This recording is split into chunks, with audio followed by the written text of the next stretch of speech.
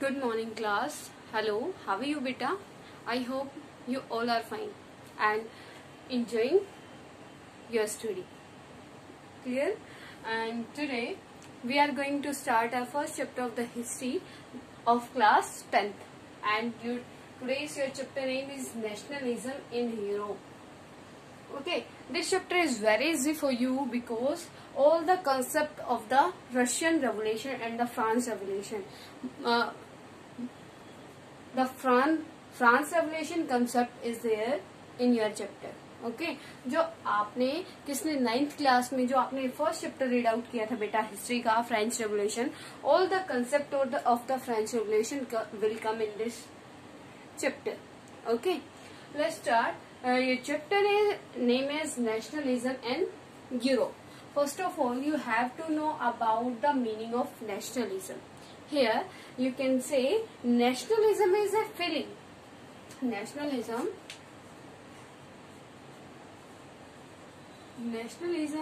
is a feeling towards their nation.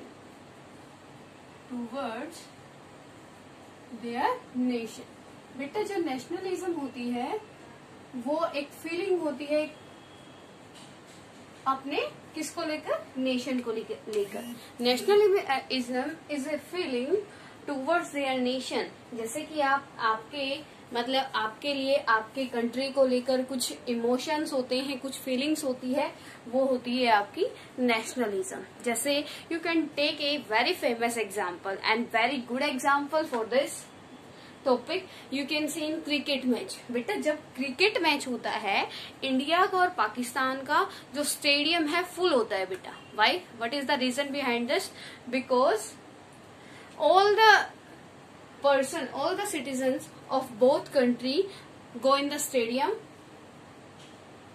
किस लिए बेटा, क्यों जाते हैं? ताकि वो क्या कर सके, क्रिकेट मैच को देख सके. और ठीक है, जब क्या होता है, आपकी कंट्री विन होती है तो आप में इंटरनल हैप्पीनेस हो जाती है. ठीक है, अगर आपकी कंट्री क्या हो जाती है बेटा, वो डिफीट हो जाती है, लॉस्ट कर देती है मैच को, तो क्या हो जाता है, आपको इंटरनल बुरा लगता है. ये क्या है, example, a famous example for the nationalism feeling. Secondly you can take the current example of our border situation. जो बॉर्डर सिचुएशन का एग्जाम्पल आप ले सकते हो. At present you can see the border situation and at the border China and India, both the country are there. दोनों country क्या है, border पे हैं और some conflicts are there in the border. जो बॉर्डर है वहां पे क्या है बेटा, सम कन्फ्लिक्ट्स है किस को लेकर, बाउंड्री को लेकर. तो जैसे हम क्या है, एज ए इंडियन सिटीजन हम क्या सोचते हैं, अगर कोई वार भी हो तो उसका डिसीजन क्या हो, हमारे फेवर में हो. ठीक है, अगर 99% नोबडी वांट्स वॉर, कोई भी वॉर नहीं चाहता, लेकिन 1% अगर वॉर हो भी जाता है तो उसका जो रिजल्ट है वो किसमें, आउटकम्स है वो किसमें होना चाहिए, हमारे फेवर में होना चाहिए. ठीक है, क्यों? क्योंकि आपको अपनी कंट्री से क्या है, अपने नेशन से क्या है, अटैचमेंट है. ठीक है, that you can say the nationalism is a feelings towards their nation. Okay, and in this chapter your second main topic is France Revolution. But beta, France Revolution. This chapter is based on the France Revolution, as we already studied about the France Revolution in 9th class. In 9th class beta, the France Revolution was the first chapter of your history. Okay, as in 9th class you read about the France Revolution, that the France Revolution was held in 1789. ठीक है बेटा, वो कब हुई थी आपकी France revolution, वो हुई थी 1789 में. ओके बेटा, France revolution of 1789 was the first clear expression of nationalism. in the France Revolution, the people of the France shows their nationalism towards their nation. बेटा इसमें जो फ्रांस जो रेवोल्यूशन हुई वो उस टाइम हमें फर्स्ट टाइम क्या रियलाइज हुआ कि नेशनलिज्म भी क्या है, कुछ चीज होती है, ठीक है। क्योंकि उस टाइम में in the French revolution the citizens of the France comes together and raise their voice against the king, ठीक है। As we know that at that time who was the king during the France revolution of the France, बेटा who was Louis 16, remember Louis 16 was the king of France, ठीक है।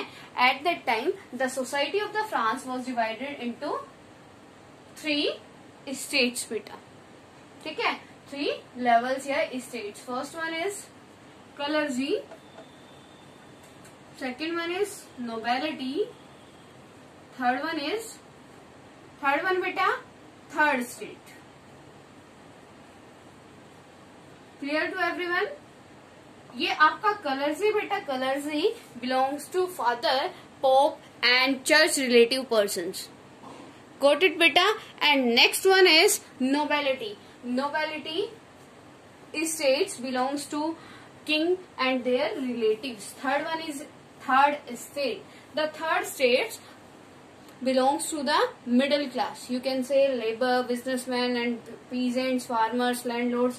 All the categories comes in the third state. And at the time of the France, at the time of the 1789, only the third state gave the tax to the king. That's why the third state raised their voice against the king.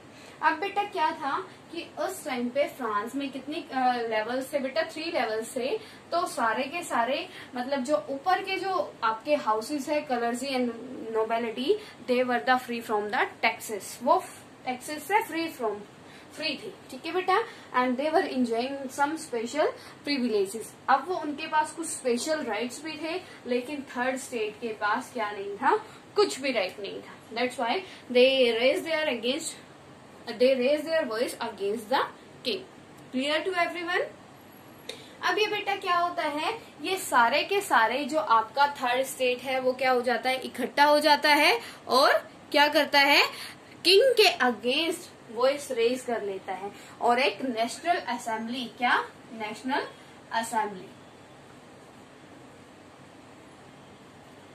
Assembly की क्या करता है बेटा, formation करता है। The third state form a national assembly and the national assembly makes the rules and regulation for the France after the France Revolution. Now you can say what was the result of the France Revolution in 1789? Abolition of the monarchy system from the France and republic and democratic government established in the France. अब उसका result क्या रहा था बेटा, third state ने जो क्या किया था, अपने मूवमेंट स्टार्ट किए थे और अपनी वॉइस रेज की थी, ठीक है। क्या प्रॉफिट हुआ उसका, अब जो पहले मोनार्की सिस्टम था वो किस में कन्वर्ट हो गया था, रिपब्लिक और डेमोक्रेटिक में। क्लियर बेटा?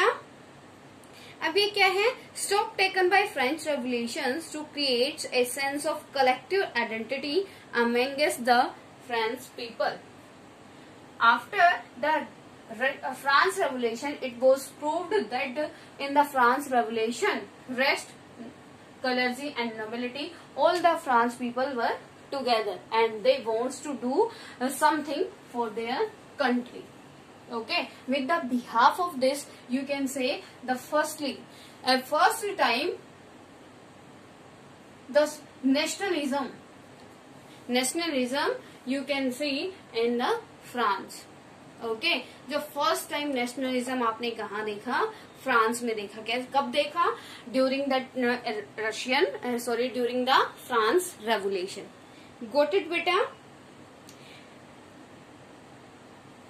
नेक्स्ट वन बेटा, नेक्स्ट वन क्या है आपका, यहाँ पे इसके बाद क्या क्या चेंजेस हुए, What results comes after the France Revolution? France revolution के क्या क्या आपके आउटकम्स रहे, रिजल्ट रहे।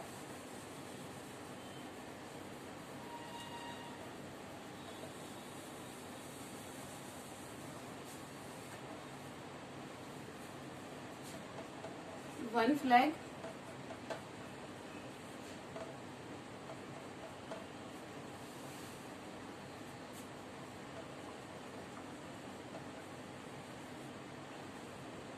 country became republic. कंट्री क्या बन गई बेटा? रिपब्लिक बन गई। और वहां पे क्या मिला? Formation of the national assembly.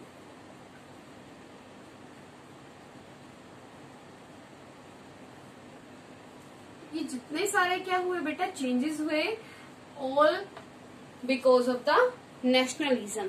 क्योंकि उस टाइम पे जो मिडिल क्लास था वो क्या हो चुका था, वो ग्रुप फ्रांस में अपराइज हो चुका था और वो अपने राइट्स को लेकर क्या था, अवेयर था। इसीलिए वो क्या करना चाहता था, फ्रांस के किंग से अपने राइट्स की डिमांड कर रहा था। Clear to everyone? Now we will study about after the France revolution. Now we will study about the situation of the France after the France Revolution. Okay बेटा, अब क्या हो चुका है, आपका जो फ्रांस है वो रिपब्लिक कंट्री बन चुका है। अब फ्रांस के लिए कौन बनाता है? Now the national assembly makes the rule and regulation for the France people. ठीक है, अब ये क्या होता है? नेपोलियन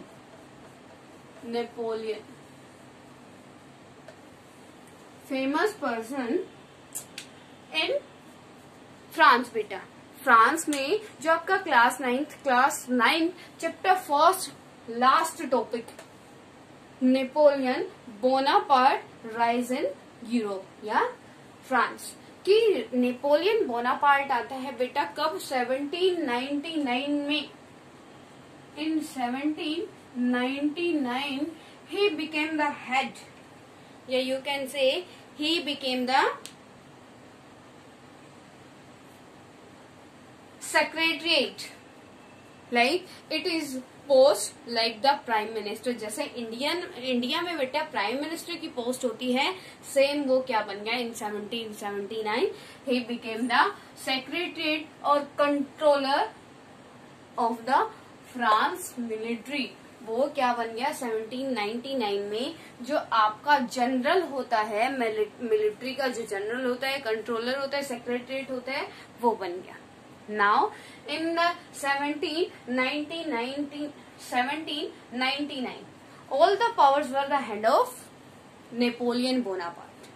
ओके बेटा, सारी की सारी पावर्स किसके हाथ में थी? नेपोलियन बोनापार्ट के हाथ में थी। इन 1804 he became the king of France। वो फ्रांस का क्या बना? किंग बन गया। ठीक है, अब क्या हुआ? After becoming the France king he makes very good rules and regulation for the France people। ठीक है, उसने क्या किया बेटा? बहुत सारे क्या किए? न्यू रूल्स बनाए, बहुत सारे वेलफेयर के लिए वर्क किए। ठीक है, उसने क्या किया बेटा? 1 वोट 1 वैल्यू का राइट सबको दिया। ठीक है, और जो एबोलिशन इसने क्या किया था? Abolition main important thing, abolition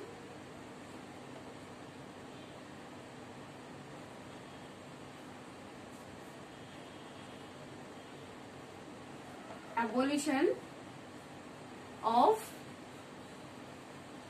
privileges।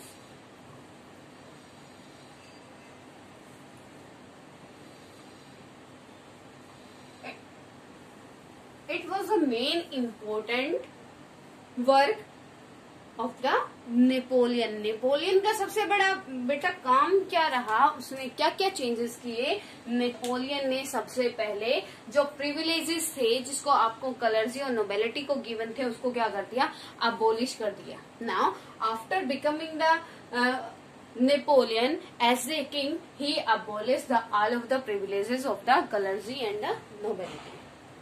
उसने क्या किया?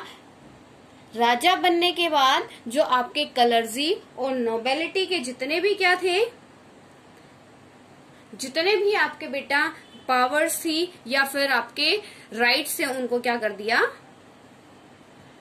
अबोलिश कर दिया, खत्म कर दिया। ठीक है, now after this equality before law.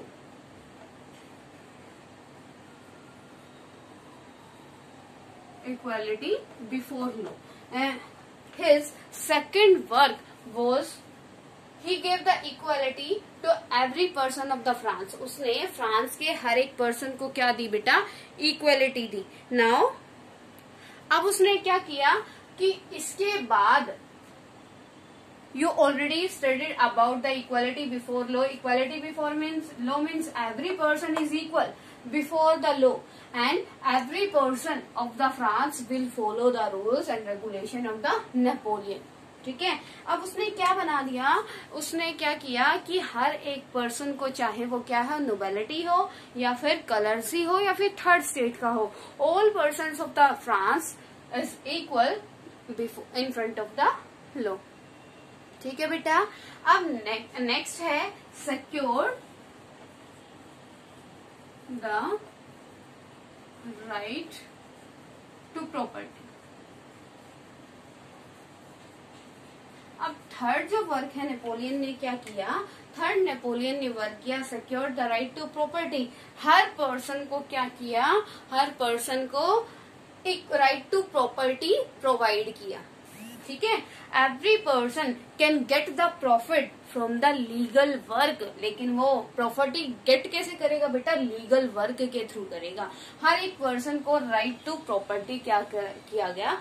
Provide किया गया. अब बेटा नेक्स्ट है आपका decimal system. Next one is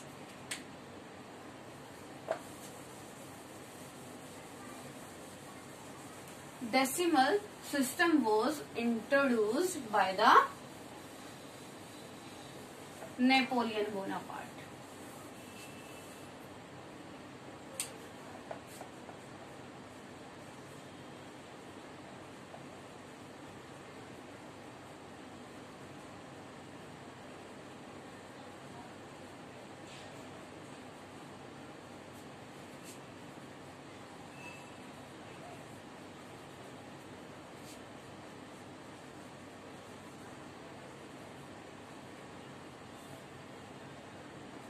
बेटा जो डेसिमल सिस्टम है वो भी फ्रांस में किसने इंट्रोड्यूस किया था बेटा?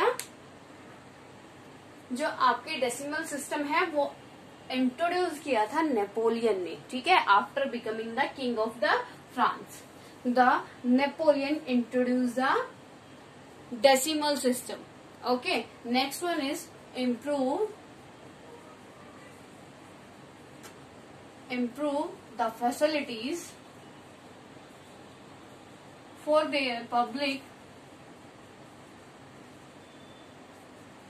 like this type of facilities beta? Transport and communication.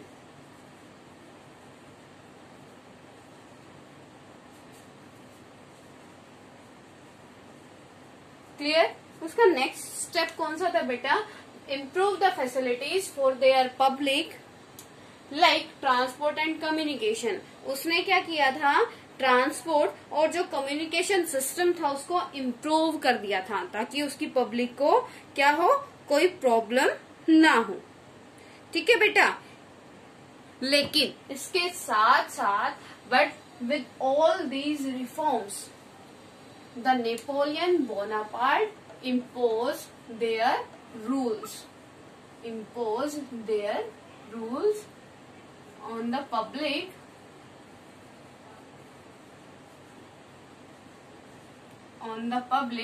imposed their rules on the public very strictly. अब वो क्या था? After becoming the king of the France, the Napoleon Bonaparte do many work for the welfare of the France public, but the Napoleon Bonaparte proved like a dictator. Okay. वो एक dictator की तरह काम करता था बेटा. डिक्टेटर की तरह ट्रीट करता था. उसके रूल्स रेगुलेशन क्या थे? बहुत ज्यादा स्ट्रिक्ट थे. ठीक है. और ये आपका क्या है, before the 1815 the Napoleon Bonaparte never defeat in A one single war. को 1815 से पहले एक भी वॉर में क्या नहीं हुआ, डिफीट नहीं हुआ। ठीक है बेटा। Now your topic is finish. With the help of this topic you can say the nationalism arise from the France. ठीक है, जो नेशनलिज्म है बेटा वो कहाँ से अराइज हुआ, फ्रांस से अराइज हुआ। ठीक है, आप फ्रांस रेवोल्यूशन को देख सकते हो। फ्रांस रेवोल्यूशन क्या थी बेटा, फ्रांस रेवोल्यूशन कब हुई थी, जब लोग, वहां के लोगों के मन में किसके प्रति, अपनी कंट्री के टूवर्ड्स क्या हो गई थी, एक फीलिंग अराइज हो गई थी। Okay, at the time of the France, at the time of the 1789, the public of the France wants to improve their condition. That's why they comes together and they wants to do something for their country. ठीक है, और तो उनमें क्या हो गया था, nationalism की फीलिंग अराइज हो गई थी। और ये क्या होती है बेटा, यही आपका नेशनलिज्म है। Clear this topic to everyone. If any problem to anyone then you can consult me. Okay बेटा, you have to these questions in your fair notebook. Okay, all these questions are based on your videos. ठीक है, on your video. First one is, what do you understand by the term nationalism? कि आप जो nationalism है उससे क्या समझते हो, क्या उसका मतलब है। Second one is, who was the king during France Revolution? Third one is, how can you say that the origin of the nationalism is France Revolution? ठीक है, next one is, explain the reforms which were done by the Napoleon. You have to these all questions in your fair notebook. Okay बेटा, if any problem to any person, to any student in these questions, then you have to send the message to me और you can call to me. Okay.